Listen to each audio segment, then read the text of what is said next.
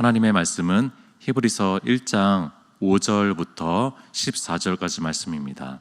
히브리서 1장 5절부터 14절까지 말씀입니다. 히브리서 1장 5절부터 14절까지 말씀을 우리 한 절씩 교독하면서 봉독하면 좋겠습니다. 하나님께서 어느 때 천사 중 누구에게 너는 내 아들이라 오늘 내가 너를 낳았다 하셨으며 또 다시 나는 그에게 아버지가 되고 그는 내게 아들이 되리라 하셨느냐.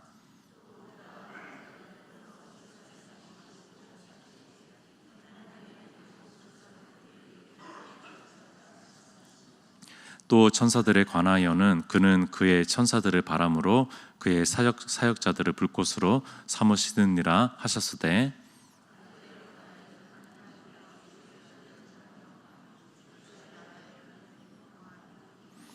주께서 의를 사랑하시고 불법을 미워하셨으니 그러므로 하나님 곧 주의 하나님이 즐거움의 기름을 주께 부어 주를 동료들보다 뛰어나게 하셨도다 하였고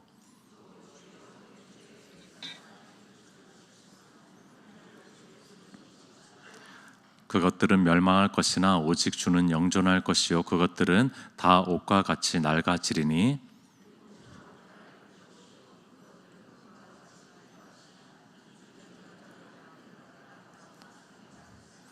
어느 때 천사 중 누구에게 내가 내 원수로 내 발등상이 되게 하기까지 너는 내 우편에 앉아 있으라 하셨느냐. 모든 천사들은 섬기는 영으로서 구원받을 상속자들을 위하여 섬기라고 보내심이 아니냐. 아멘. 우리는 저 하늘의 영적인 세계를 다 알거나 다 이해하지 못합니다. 특별히 또 우리 개신교는요, 오직 그리스도를 외치고 또 오직 그리스도를 바라보라라고 주장하고 또 그런 믿음을 가지고 있기 때문에 우리가 굳이 또 천상의 존재들, 어떤 천사에 대한 존재들에 대해서 많이 언급하지는 않는 것 같습니다. 저도 생각해 보면은 천사에 대해서 좀 골똘히 생각한 적이 거의 없는 것 같고 또 성경적으로 또 연구한 적도 거의 없는 것 같습니다.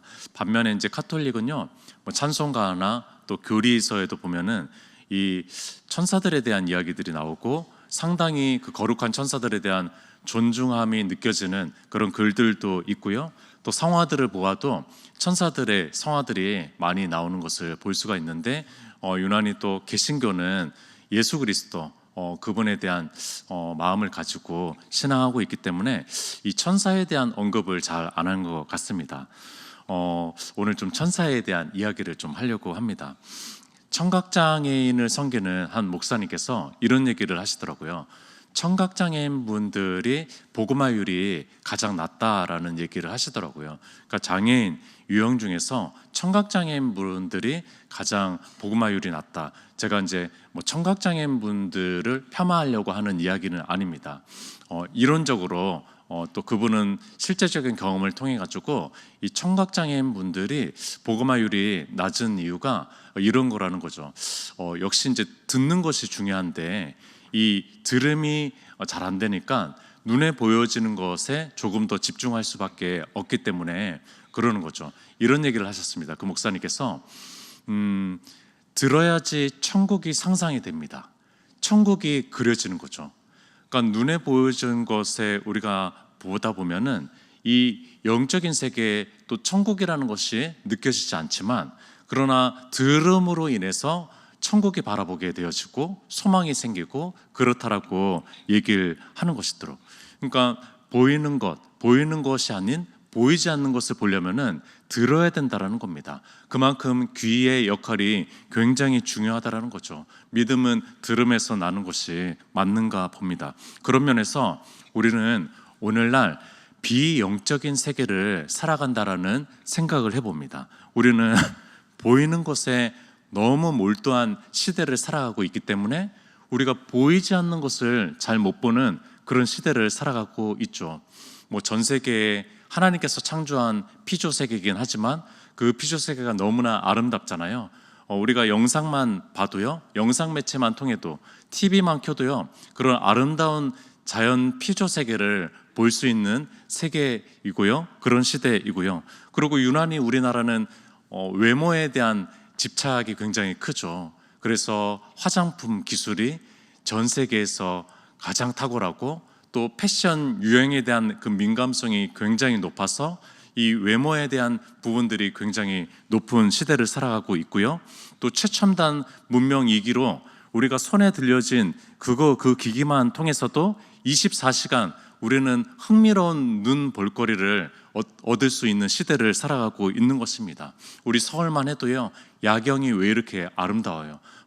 밤을 잃은 도시처럼 서울은 또 그런 모습을 지니고 있고요. 눈의 볼거리를 쫓아다니는 사람처럼 눈 맛집, 눈 맛 카페, 또 여러 눈의 문화들, 오락의 세계를 우리는 흠뻑 누릴 수 있는 시대를 살아가고 있는 것이죠. 눈에 보여지는 것을 쫓다가 눈에 보이지 않는 것을 잃어버리는 시대를 살아가고 있는 것이죠. 육신의 눈은 점점 예민해지지만 영적인 눈은 점점 어두워지고 점점 둔감해지는 시대를 살아가고 있는 것 아닐까요? 온통 보이는 세계를 살아가다 보니까 보이지 않는 세계를 잃어버리는 시대를 살아가고 있는 것은 아닐까요? 그렇기 때문에 이 새벽 기도의 시간이 저는 너무나 중요하다고 생각합니다. 보이는 세계를 살아가기 전에 보이지 않는 세계의 가운데 먼저 나아가서 보이지 않는 주님을 바라보고 그분 안에서 내 삶을 스타트하려고 하는 이 새벽 기도회가 그래서 너무나 중요하다라는 생각을 해봅니다. 온통 보이는 세계를 살아가야 되는데 그 전에라도 보이지 않는 세계를 먼저 경험하는 이 시간들이 너무나 중요하다라는 생각을 해봅니다. 우리는 과학의 시대를 살아가고 있습니다. 영적인 세계의 일들보다 현실의 일과 또 이성의 일에 몰두하는 시대를 살아가고 있습니다. 그렇기 때문에 영적인 사건에 대한, 영적인 세계에 대한 감각이 점점 무뎌지는 그런 시대를 살아가고 있는 것입니다. 그런 시대 속에서 이 천사에 대한 오늘 얘기를 하는 것도 좀 어불성설이라는 생각도 해봅니다. 그러나 천사의 존재, 이 천상의 존재는 분명히 있습니다. 우리는 그리스도인이기 때문에 성경을 알고 있기 때문에 이 천사의 존재를 믿고 있는 사람들입니다. 우리는 부분적으로 알고 있고 희미하게 알고 있지만 주님 다시 오실 그때는요, 선명하게 이 천상의 존재들에 대해서 깨닫게 될 것이고, 이 존재들이 이렇게 역할을 했구나, 이 존재들의 역할이 너무나 컸구나 라는 것을 느끼게 될 것입니다. 성경에 따르면요, 천사들은 초월적인 존재입니다. 그리고 이들의 성품은 거룩하다라고 얘기합니다. 거룩한 성품을 가지고 있다라고 얘기합니다. 그리고 성별은 없는 무성의 존재라고 얘기합니다. 그래서 예수님께서 마가복음에 장가도 아니 가고 시집도 아니 간 하늘의 천사들처럼이라고 얘기합니다. 우리가 이제 하늘에 올려졌을 때 모습을 얘기하는 것인데, 장가도 안 가고 시집도 안 가는, 그러니까 무성의 그런 존재가 천사들이니까 천사들처럼이라고 얘기를 하고요. 또 천사들은 능력이 있습니다. 탁월한 능력이 있어서 시편 103편에 능력이 있어라고 얘기합니다. 천사들에 대해서 능력이 있어. 그들은 하나님의 일꾼이고 하나님의 사역자들인데 7절, 오늘 7절을 읽어보겠습니다. 또 천사들에 관하여는 그는 그의 천사들을 바람으로, 그러니까 천사들을 바람으로라도 사용하는 거고 그들을 사역자들이라고 얘기합니다. 사역자들, 그의 사역자들을 불꽃으로 삼으시느니라 라고 하면서 이 천사들은 하나님의 일꾼들입니다. 하나님의 사역자입니다. 또 마태복음 28장에 그 영적인 존재에 대한 용모가 좀 나오거든요. 용모, 우리 같이 육신의 용모는 아닐 것입니다. 영적인 어떤 눈으로 바라봤을 때 용모일 텐데 그들의 용모는 얼굴이 불 같다라고 얘기하고 또 그들이 입은 옷이 깨끗한 하얀 옷이라고 얘기하고 있습니다. 또 그들은요, 주로 하나님 보좌 주위에 머물고 있습니다. 그들의 거처는 하늘인데요, 그들은 주로 하나님 보좌 주위를 에워싸고 감싸고 있는 존재로 등장합니다. 특별히 하나님의 일에 수종드는 존재로 나오는데요, 오늘 14절을 보겠습니다. 모든 천사들은 섬기는 영으로서 구원받을 상속자들을 위하여 섬기라고 보내심이 아니냐라고 얘기합니다. 그들은 섬기는 영입니다. 그들은 섬기는 영인데 그들은 뭐 추앙을 받는 영이 아닙니다. 그들은 어떤 존중과 뭐 영광을 받으려고 존재하는 그런 자가 아니라 섬기는 영입니다. 섬기는 영인데 누구를 섬기냐면요, 구원받을 상속자들, 그러니까 지금 이미 구원을 받았고 예수님의 피로 구속을 받았고 또 추후에 구속을 받을 존재들을 계속 돕고 지원하는 역할을 하는 그런 존재가 바로 천사라는 것입니다. 그러니까 너무나 감격적이기도 하죠. 그리고 두 가지는 확실히 아닌데요, 이 천사는 첫 번째로 하나님은 아닙니다. 그리스도는 아니다라는 거예요. 오늘 5절에 보니까요, 하나님께서 어느 때에 천사 중 누구에게 너는 내 아들이라 오늘 내가 너를 낳았다 하셨으며 또 다시 나는 그에게 아버지가 되고 그는 내게 아들이 되리라 라고 하면서 천사들에게 하나님의 아들이라는 칭호를 한 번도 준 적이 없는 것이죠. 심지어 우리도 영적인 아들과 딸이라고 얘기하지만 천사들에게는 그런 권한을 준 적이 단 한 번도 없습니다. 천사는 하나님이 아닙니다. 천사는 그리스도 아닙니다. 또 천사는 인간이 죽어서 되는 존재도 아닙니다. 인간이 죽어서 되는 존재, 내세의 인간이 천사가 될 것이다 라고 하는 것도 잘못된 이야기인 것이죠. 인간은요, 유일하게 하나님의 형상이 심겨진 존재입니다. 심지어 천사들도 그렇지 않은데 인간은요, 하나님의 형상이 심겨진 존재가 바로 인간이라는 것입니다. 우리는 부활해서 영화롭게 될 날을 고대하고 고대하는 존재이고 천사랑 사람은요 완전히 다른 존재라는 것입니다. 그리고 천사는요 작은 일부터 아주 큰 일까지 인간 사회에 개입합니다. 뭐 두 가지 예를 들면은요, 예수님이 이제 탄생하기 전에 가브리엘 천사가 동정녀 마리아에게 찾아와서 이런 얘기를 합니다. 너가 잉태할 거고 아들을 낳을 것인데 그 이름을 예수라 하라라고 얘기합니다. 마치 이제 어떤 좀 태몽을 꾸는 거죠. 임신하기 전에 어떤 이제 그런 꿈을 꾸는데 거기에 개입하는 거예요. 작은 일은 아니겠죠. 이제 임신하는 일이 작은 일은 아니겠지만 임신을 하게 하는 것에 대해서 알려주고 또 이름에 대해서 장명을 해준다라는 거 좀 작은 일처럼 보이긴 하는데 이 일을 한다라는 거죠. 이 일부터 아주 큰 일도 행하시는데 예수님께서 겟세마네 동산에서 땀에 피가 묻어서 흘러나오기 시작합니다.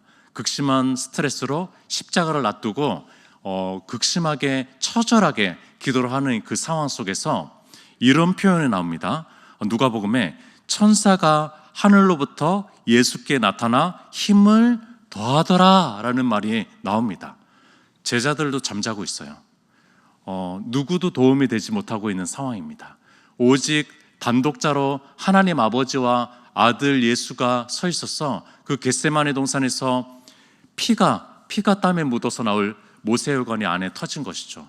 그것이 안에 터질 만한 극심한 스트레스 속에서 기도하고 있는 상황 속에서 유일하게 힘이 되어준 존재가 바로 천사라는 겁니다. 천사가 하늘로부터 예수께 나타나 힘을 더하더라 라는 얘기를 합니다. 그 절대절명의 순간에, 그 가장 큰 사명을 앞둔 그 순간에 천사가 돕고 있는 모습을 바라보게 되는 것이죠. 오로지 천사가 힘을 보태고 있는 것입니다.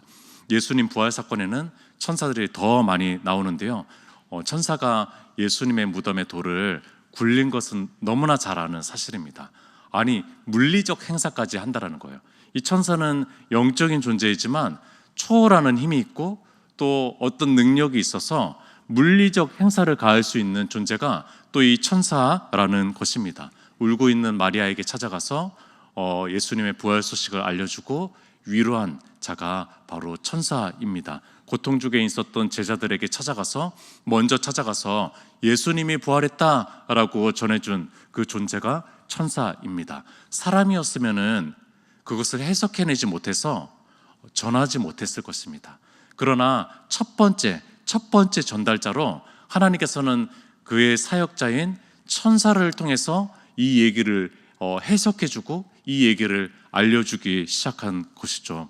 놀랍게도 성경에는요, 이 천사가 그냥 한두 명이 아니라 천군을 이루고 있다라고 얘기합니다. 이것이 이제 놀라운, 우리가 참 이해할 수 없는 미스터리 중에 하나죠. 눈에 보이지 않는 이 존재가 엄청나게 많다라고 얘기하고 있습니다. 예수님이 탄생하셨을 때 누가복음 2장에 이렇게 표현합니다. 호련히 수많은 천군이 그 천사들과 함께 하나님을 찬송하여 이르되, 이 천사들이 군대를 이루고 있는데 엄청난 표현인 거죠. 천이라는 것은 그냥 단순한 숫자 천이 아닙니다. 이것은 엄청난 수를 얘기해 주는 건데, 천군이 천사들과 함께 그 탄생에 대해서 기뻐하고 또 축하하고 있다라는 모습을 보여주고 있고요. 또 베드로가 예수님을 잡으러 온 사람들에게 이게 예수님을 보호하려고 하는 그 마음 때문에 칼을 빼들어 가지고 결국에는 한 병사의 귀를 자르기도 하면서 칼을 막 휘두르고 있는데, 그때 예수님께서 이렇게 얘기합니다. 너는 내가 내 아버지께 구하여 지금 12군단 더 되는 천사를 보내시게 할 줄 아는 줄 모르느냐, 이런 얘기를 합니다. 군단에 있었거든. 제 6군단, 포천에 6군단에 있었거든요. 이 군단이라는 거는 대단한 겁니다. 대단한 수거든요. 근데 이게 군단이 12군단이나 있다라는 거예요. 그 이상이 있다라는 거죠. 예수님께서 그냥 아버지에게 한마디만 하면은 12군단이 일으켜지고 또 행사를 할 수 있는 그런 얘기를 하고 계십니다. 다윗은요, 시편에 하나님의 병거는 천천히요 만만이라 라고 얘기하고 있고요. 히브리서 12장 2절에는요 천만 천사라고 얘기합니다. 하나님께서 왜 이렇게 천사들을 많이 만드셨을까라는 생각을 해봅니다. 저는 잘 모르겠습니다. 하나님께서는 말 한마디만 하면 다 하실 수 있는데 왜 이렇게 천사들을 많이 만드셨을까, 창조하셨을까라는 생각을 하면서도, 그러나 이 천사들이 주로 하는 역할들이 구속한 사람들을 섬기고 지원하는 역할이라면요, 이것은 너무나 큰 감동입니다. 우리 인간들을 향한 각별한 사랑이죠. 이들을 돕고 이들을 지원하고 이들을 아끼고 이들을 챙기려고 하는 하나님의 마음이 느껴지는 것이 바로 이 천군, 천만, 또 12군단 더 되는 천사의 존재라는 것이죠. 참 은혜입니다. 천사에 대해서 이렇게 생각해 본 적이 없었던 것 같습니다. 저도. 왜냐하면 저는 천사를 본 적은 없습니다. 그러나 이제 꿈에서 또 환상 속에서 또 기도를 통해 가지고 천사를 본 이야기들을 하시는 분들의 이야기를 들으면은 너무 신기하게 쳐다보면서 고개를 끄덕입니다. 너무 신기하죠. 왜냐하면은 저는 천사를 본 적은 없기 때문에 그렇습니다. 그럼에도 감사한 것은 설교자는 체험에 근거한 것이 아니라 성경에 근거해서 말씀을 전할 수 있어서 감사하죠. 제가 천사에 대해서 오늘 얘기할 수 있는 것도 성경에 근거해서 얘기하는 것이죠. 제가 체험에 근거해서 설교를 하라 그러면은요, 오늘 천사에 대한 이야기는 절대 못할 것입니다. 저는 천사를 목격한 적도, 천사를 경험한 적도, 천사에 대한 생각을 그렇게 깊게 한 적도, 천사의 음성을 들은 적도 단 한 번도 없기 때문입니다. 그런데 살아가면서 눈에 보이지 않는 어떤 존재가 내 삶에 관여한다라고 하는 느낌을 받을 때가 종종 있습니다. 그런 생각이 들 때가 우리 모두에게 종종 있을 것입니다. 주방에서 일하시는 한 성도님과 이런저런 이야기를 카톡으로 주고 받았던 때가 있었습니다. 근데 유난히 그날 따라서 제 눈에 보였던 책 한 권이 있었는데, 그 책 한 권이 로렌스 형제의 하나님의 임재 연습이라는 책이었습니다. 그것이 수도사가 수도원에 들어갔는데 주방에서만 일을 하고 있는 거예요. 그러면서 그곳에서 영성을 쌓고 결국에는 그 수도원의 중심은 주방이 된 거죠. 그 영성의 중심이 주방이 된 것입니다. 그러면서 제가 그 성도님에게 이런 카톡을 보냈습니다. 로렌스라는 수도사는 수도원의 가장 허드렛일 같은 주방 일을 했지만 깊은 영성으로 그 수도원의 중심이 되셨어요. 성도님에게도 그런 영성이 있기를 진심으로 바랍니다 라고 축복을 했습니다.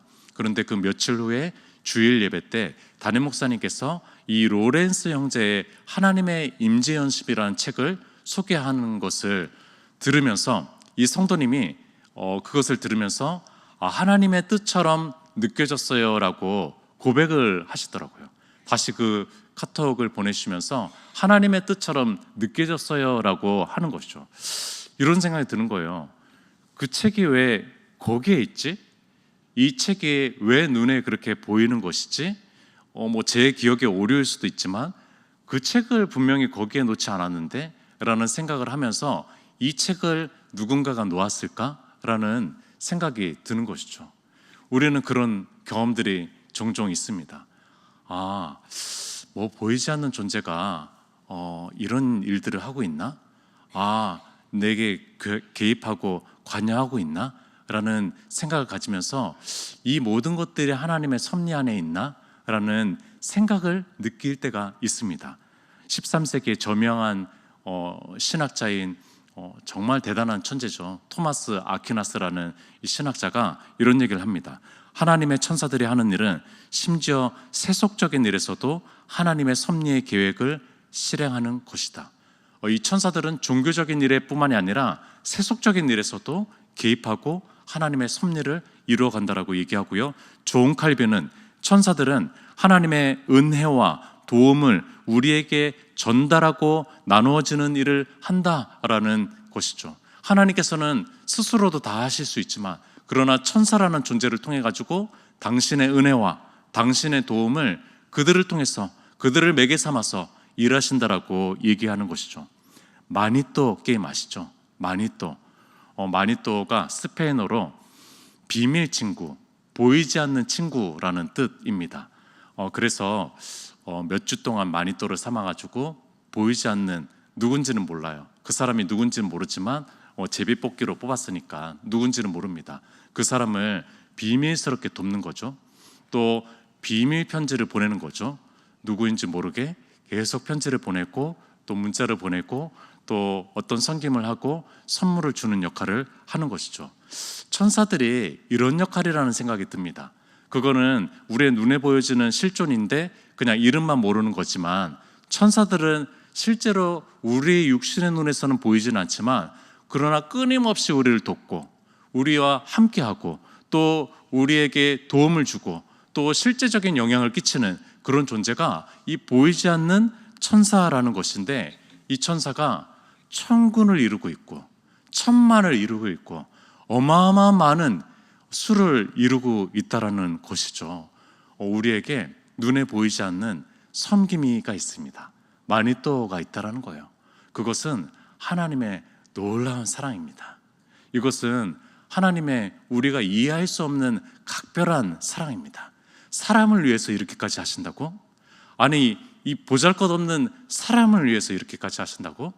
이것은 하나님의 너무나 큰 사랑입니다. 그래서 영국의 복음주의 신학자 목사 아더 핑크는 이런 기도를 올립니다. 우리를 둘러싸고 있는 위험과 그 위험천만함 속에서 하나님의 천사들이 우리를 보호하고 섬긴다는 것을 우리로 깨닫게 하소서. 그리하여 우리의 두려움이 물러가고 우리의 마음이 강해지게 하여 주시옵소서. 아멘이라고 얘기합니다. 오늘 하루 든든하셨으면 좋겠습니다. 오늘 하루 든든하셨으면 좋겠어요. 왜냐하면요, 1000만 이상이 되는 천사들이 우리를 지키고 있습니다. 구속받은 우리의 존재를 지키고 있습니다. 우리 별 볼 일 없는 우리 존재를 하나님께서 천군이나 되는 그 천사를 통해서 우리를 눈동자처럼 지키고 있습니다.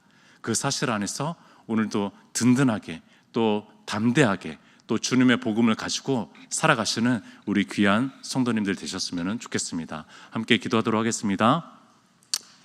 하나님께서 우리를 너무나 사랑하시고 또 아끼시고 또 지키시고 보호하시려고 하는 그 은혜가 또 천사들의 이야기를 통해서 우리가 깨닫게 됐는데, 오늘 하루 주님 은혜 안에서 또 든든하게 담대하게 살아가게 도와주시옵소서. 우리 주여 한번 외치고 기도했으면 좋겠습니다.